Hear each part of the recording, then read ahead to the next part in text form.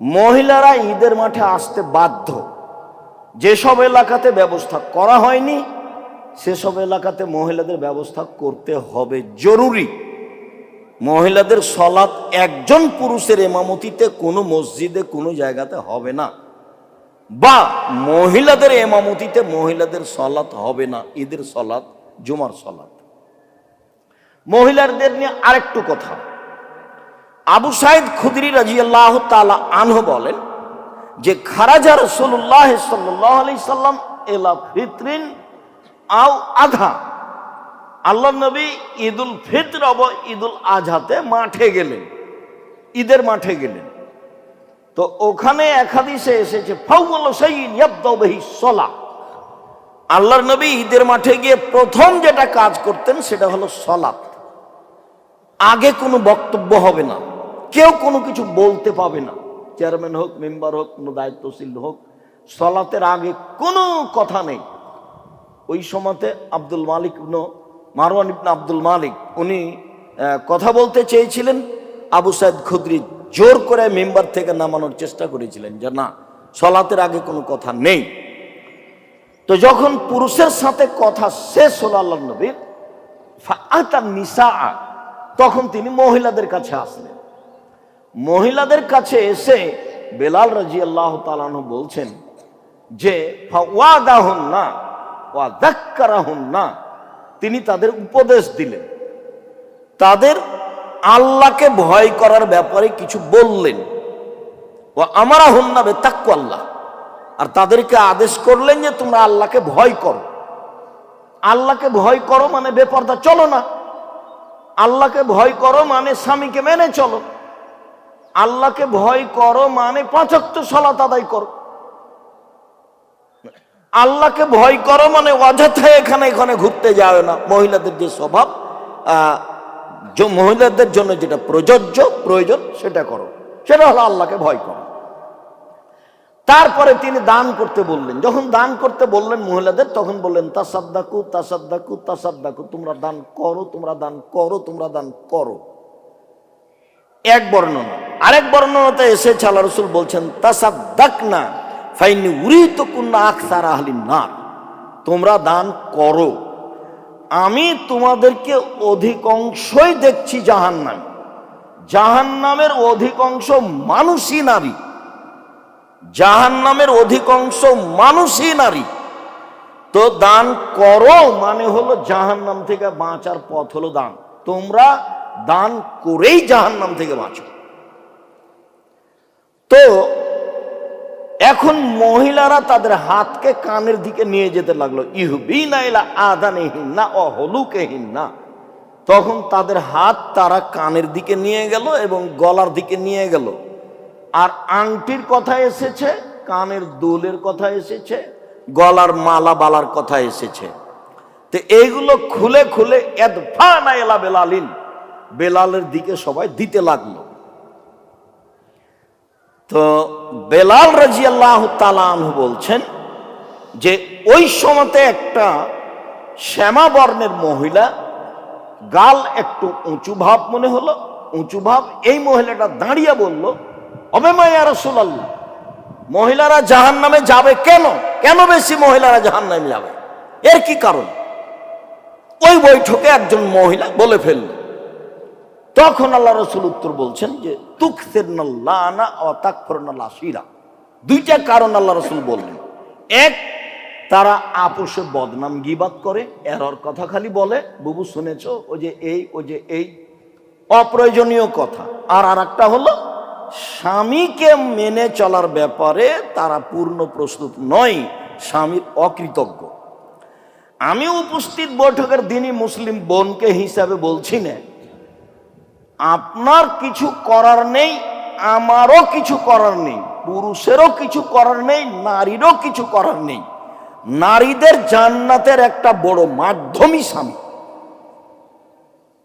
যখন আল্লাহ রাসূল বললেন যে জান্নাতের সব দরজা খোলা ওই মহিলার জন্য যে মহিলা ১ ৫ ওয়াক্ত সালাত আদায় করে, ২ রমজান মাসের সিয়াম পালন করে, ৩ স্বামীকে মেনে চলে, ৪ জেনায় লিপ্ত হয় না, তো 4 নাম্বারটা তো একটা কর্ম, জেনায় লিপ্ত হয় না, ওটা সবার জন্যই জরুরি। কিন্তু আগের 3টা কি? 1 5 ওয়াক্ত সালাত, 2 রমজান মাসের সিয়াম, 3 স্বামীকে মেনে চলা। তাহলে কি হলো? তাহলে ইবাদতের সাথে একটা বড় অংশ কি হয়ে গেল? স্বামীকে মেনে চলা জান্নাতে যাওয়ার মাধ্যম।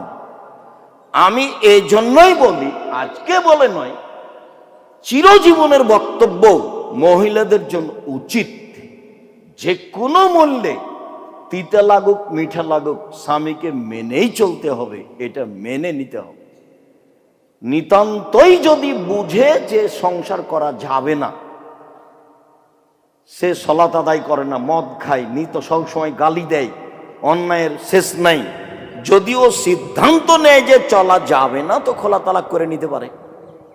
বুখারী মুসলিমের হাদিস, মহিলাও খোলা তালাক করে নিতে পারে।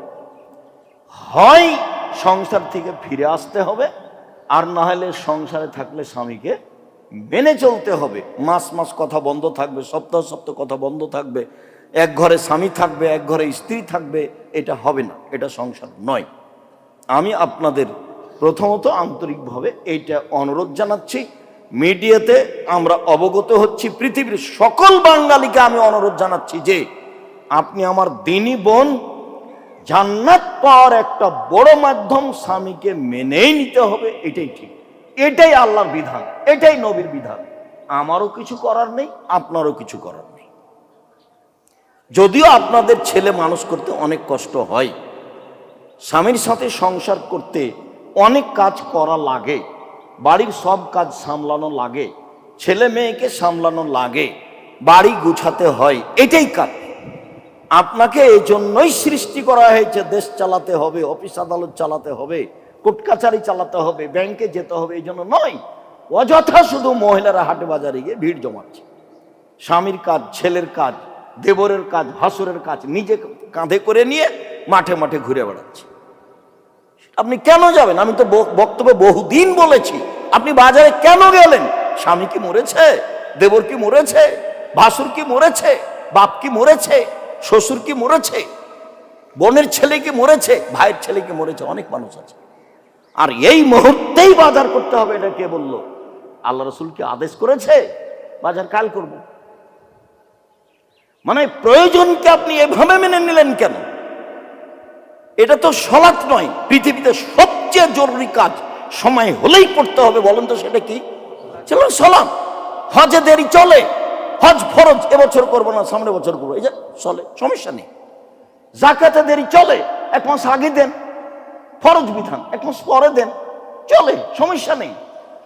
সিয়াম, এই যে অসুস্থ আছেন, রমজান মাসের সিয়াম করিয়েন না, পরে করেন।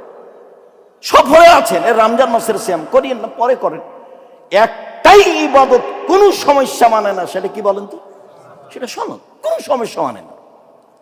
অতএব পৃথিবীর দিনী বোনদেরকে আমি বলতে চাই যে বাড়িতে থাকতে শিখুন, আল্লাহকে ভয় করুন, আর স্বামীকে মেনে চলুন। মহিলারা ঈদের মাঠে আসতে বাধ্য। জাহান্নাম থেকে বাঁচার একটাই পথ হলো দান, পুরুষেরও তাই। বাপ মাকে জাহান্নাম থেকে বাঁচানোর, বাপ মায়ের, দাদা দাদির, মরে যাওয়া মানুষের কবরের শাস্তি বন্ধ করার একটাই জোরালো পথ, সেটা হলো দান। একজন সাহাবী এসে বলছেন, আমার আব্বা মারা গেছেন, টাকা পয়সা ছেড়ে গেছেন, ওসিয়ত করে যাননি, তো আমি আমার আব্বার নামে যদি দান করি তাহলে আমার আব্বার পাপ মিটে যাবে কি? পাপ মিটে যাবে কি? কালা নাম। আল্লাহ রাসূল বলেন হ্যাঁ। তখন তিনি বললেন না যে ছোট পাপ, তখন তিনি বললেন না যে বড় পাপ, বললেন হ্যাঁ তোমার আব্বার পাপ মিটে যাবে, তুমি দান করলে তোমার আব্বার পাপ কি হয়েছে? মিটে। হাদিস তো বুখারী মুসলিম। কিছু দিয়ে এটা করতে পারবেন না। প্রতি মাসে যদি উমরা করতে যান হবে না। আর উমরার নেকির চেয়ে দানের নেকি হাজারো লক্ষ গুণ শক্তিশালী। এখন তো উমরা মানুষের ফ্যাশন হয়ে গেছে, টাকা আছে চলো যাই, রমজানের শেষ দশক আহাল পরিবার নিয়ে উমরা করে আসি আর কিছু ছবি উঠাই। দেখেন আপনি খোঁজ, ওখানে ঘুরছে আর সারাদিন ছবি ঢং করছে। কিসের ইবাদত? ইবাদত তাকে বলেন না, ইবাদত নয় ওটা। সম্মানিত দিনী ভাই বোন, দ্বিতীয় কথা, জিকির। আমরা ঈদের মাঠে বলার জন্য নিয়মিত বলে আসছিলাম যে তাকবীরের জন্য সময় নির্ধারণ করেছিলাম গত দিন চন্দ্র ওঠার পর থেকে নিয়ে এই দিন সূর্য ডোবা পর্যন্ত। একাধিক হাদিসের বিবেচনায় বোঝা যায় যে ওই সময়ের সিদ্ধান্ত পূর্ণ ঠিক ছিল না, বরং ঈদের মাঠে যখন বের হবে তখন থেকে নিয়ে সালাত শুরু হওয়া পর্যন্ত। ইমাম জোহরি বলছেন যে কানান নাস ইকাব্বিরুনা ফিল ঈদে, ঈদুল ফিতরে মুসাহাবি তাবেঈ জনগণেরা তাকবীর পাঠ করতেন হিনা ইয়াখরুজুনা মিন মানাজিলিহিম, যখন তারা বাড়ি থেকে বের হতো। বাড়ি থেকে বের হতো তাকবীর শুরু করে হাত্তা ইয়াতুয়াল মুসাল্লা, ঈদের মাঠে আসা পর্যন্ত এক বর্ণনা। দুই, হাত্তা ইয়াখরুজাল ইমাম, ইমাম সালাতের জন্য এইখানে আসা পর্যন্ত। ফায়দা খারাজাল ইমাম সাকাতু, যখন ইমাম এখানে চলে আসতেন সালাতের জন্য তখন তারা আর তাকবীর পাঠ করতেন না। সহিহ হাদিস। আর একটা সহিহ হাদিস আব্দুল্লাহ ইবনে উমর থেকে যে কানান নবী সাল্লাল্লাহু আলাইহি সাল্লাম ইখরুজু ইয়াউমাল ফিতরে, আল্লাহর নবী ঈদুল ফিতরে বাড়ি থেকে বের হতেন ফায়ুকাব্বির, তখন তাকবীর পাঠ করতেন হাত্তা ইয়াতিয়াল মুসাল্লা, ঈদের মাঠে আসা পর্যন্ত। ওয়া হাত্তা ইখরুজা লিসসালাহ, সালাতে আসা পর্যন্ত। অফিরায়াতিন হাত্তা ইয়াকজিয়াস সালাহ, সালাত শেষ হওয়া পর্যন্ত। ফায়দা কাজা সালাতা কাতাত তাকবীরা, যখনই সালাত শেষ হয়ে যেত তখন তাকবীর বন্ধ। তাহলে আমাদের তাকবীর যন্ত্রের মাধ্যমে অনলাইনে যারা যেখানে আছি সময়ের গতিতে যেখানে জানতে পারবো, আমি সকল দিনী ভাই বোনকে বলছি, আমি আব্দুর রাজ্জাক বিন ইউসুফ বলছি, আমাদের জোরালো তদন্তের ভিত্তি এটাই যে ঈদুল ফিতরে বাড়ি থেকে বের হওয়ার সময় তাকবীর শুরু হবে আর সালাত শেষ হবে তখন তাকবীর শেষ হবে। আল্লাহু আকবার, আল্লাহু আকবার, লা ইলাহা ইল্লাল্লাহ, আল্লাহু আকবার, আল্লাহু আকবার, ওয়ালিল্লাহিল হামদ। আরেকটা, ঈদুল আজহাতে যুলহিজ্জার 1 তারিখ থেকে যেদিন কুরবানির চন্দ্র উঠবে সেদিন থেকে আইয়ামে তাশরিক ঈদুল আজহার পরের দিন পর্যন্ত 3 দিন। তাহলে কতদিন হলো? এক টানা 13 দিন। বুখারীর হাদিসে এসেছে ইয়াখরুজু আব্দুল্লাহ ইবনে উমর ও আবু হুরায়রা ইলা সুকে ওয়া ইউকাব্বিরানে। আব্দুল্লাহ ইবনে উমর, আবু হুরায়রা রাদিয়াল্লাহু তাআলা তারা বাড়ি থেকে বাজারের দিকে যেতেন আর তাকবীর পাঠ করতেন। ওয়া ইউকাব্বিরুন নাস বিতাকবীরিহিমা, জনগণও তাদের দুইজনের তাকবীরের সাথে সাথে তাকবীর পাঠ করত।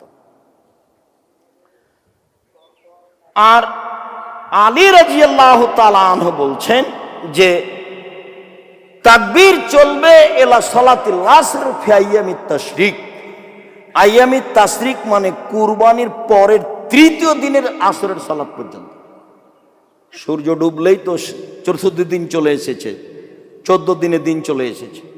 এই জন্য এই তাকবীর চলবে কুরবানিতে আইয়ামে তাশরিক ঈদের 3 দিন পর আসর পর্যন্ত, 3য় দিনের আসর পর্যন্ত, ঈদের পরে 3 দিনের 3য় দিন আসর পর্যন্ত। তাহলে কুরবানিতে তাকবীর শুরু হচ্ছে কবে? 1 তারিখ থেকে, শেষ হচ্ছে কবে? 13 তারিখে গিয়ে আসরের সালাতের পর। আসরের সালাতের পরে তাকবীর পড়ে থামতে হবে। কথা কি আমরা স্পষ্ট বুঝেছি? ঈদুল ফিতরে হলো শুরু এখন আর শেষ এখন, মানে শুরু হলো বাড়িতে বের হওয়ার সময় আর শেষ হলো যখন সালাত শেষ হবে তখন। এটা হলো ঈদুল ফিতর। আর ঈদুল আজহাতে 1 তারিখে শুরু হবে আর 13 তারিখে শেষ হবে আসরের সালাতের পরে। মহিলারা আপনারা কেউ বাইরে যাবেন না, বের হচ্ছেন কেন? কেন চলে গেলেন? হাইকোর্ট আছে না জজ কোর্ট আছে? কি কাজ আমাকে দেখাচ্ছেন? আমি আব্দুর রাজ্জাক বিন ইউসুফ, এই ঈদের মাঠে আসলে গতি পরিবর্তন করে আসতে হবে। আমি স্বাভাবিক গতি গ্রহণ করি না, আপনাকে ভালোভাবে জানতে হবে। অনেক ঈদ মাঠ আছে, সেখানে যাবেন। এখানে গতি পরিবর্তন করতে পাবেন না। ইমাম যখন কথা বলতেন সালাম ফেরার পরপরে আল্লাহ রসুল আর মুসল্লিরা স্ব স্থানে বসে থাকতেন, স্ব স্থানে। এই যে পুরুষের সামনে কথা বলা শেষ করে আল্লাহ রসুল মহিলাদের সামনে গেলেন, ও তো যন্ত্রের ব্যবস্থা নেই, তো ওখানে গিয়ে মহিলাদের সামনে কথা বলতে লাগলেন। কথাতে উপদেশ দিলেন, একটাই বাক্য কি বললেন? উপদেশ। কথা বলতে পারে কি না, একটু সুযোগ দেন।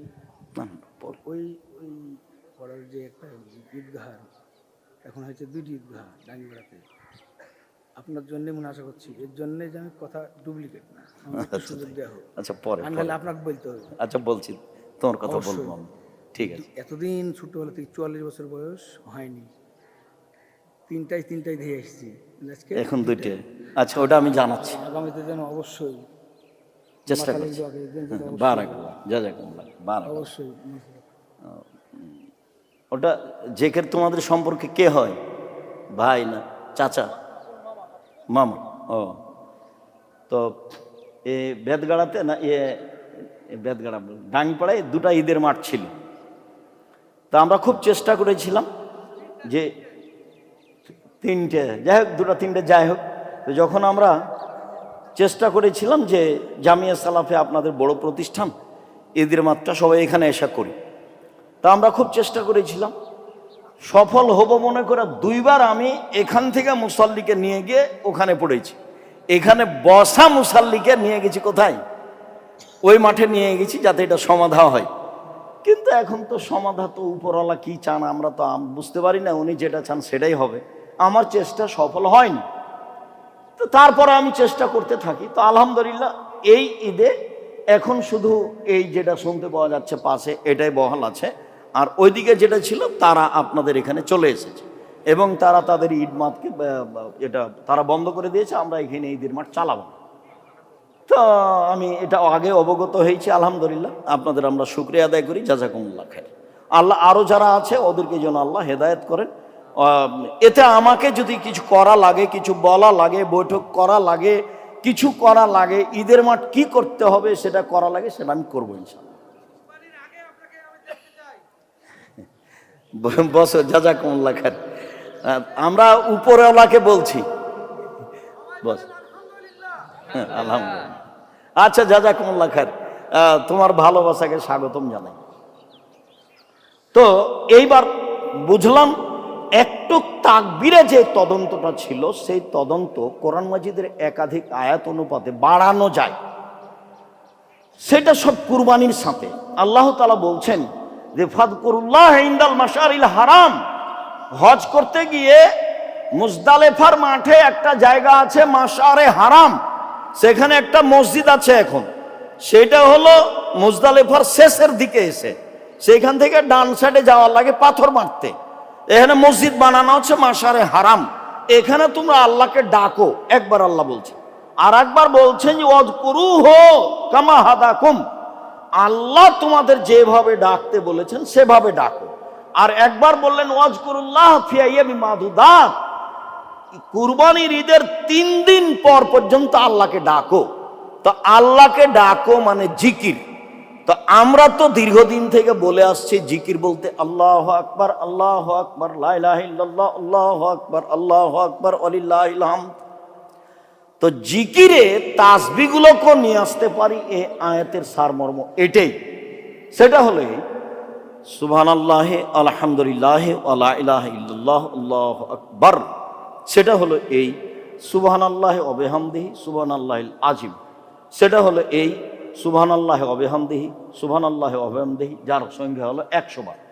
তাহলে আমরা জিকিরে আল্লাহু আকবার, আল্লাহু আকবার, লা ইলাহা ইল্লাল্লাহ, আল্লাহু আকবার, আল্লাহু আকবার, ওয়ালিল্লাহিল হামদ, এর সাথে এগুলো জিকির লাগাতে পারি। আরো একটা জিকির চিরদিন সালাতের সাথে খাস করে এসেছি, তো জিকির হিসাবে মানুষ সেটা আনতে পারে, আমাদের অতীতে নাই করা আছে। সেটা হলো এই মুসলিমে এসেছে, সালাত শুরু করবে যখন নফল সালাত, তখন এটা এসেছে আলহামদুলিল্লাহি কাবিরা, আলহামদুলিল্লাহি কাসিরা, ও সুবহানাল্লাহি বুকরাতাও ও আসিলা। এটা মানে ওই সানা, তো সেটাও জিকির।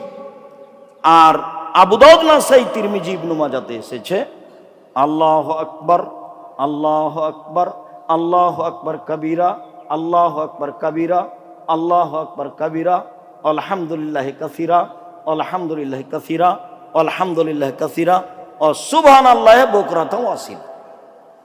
তো এই বর্ণনাগুলি সহিহ, তবে সলাতের সাথে সম্পৃক্ত। জিকির হিসাবে এগুলো বলা যায়, আজকের বৈঠকে এটা বলা হবে। এতদিন যাবৎ শুধু কি ছিল?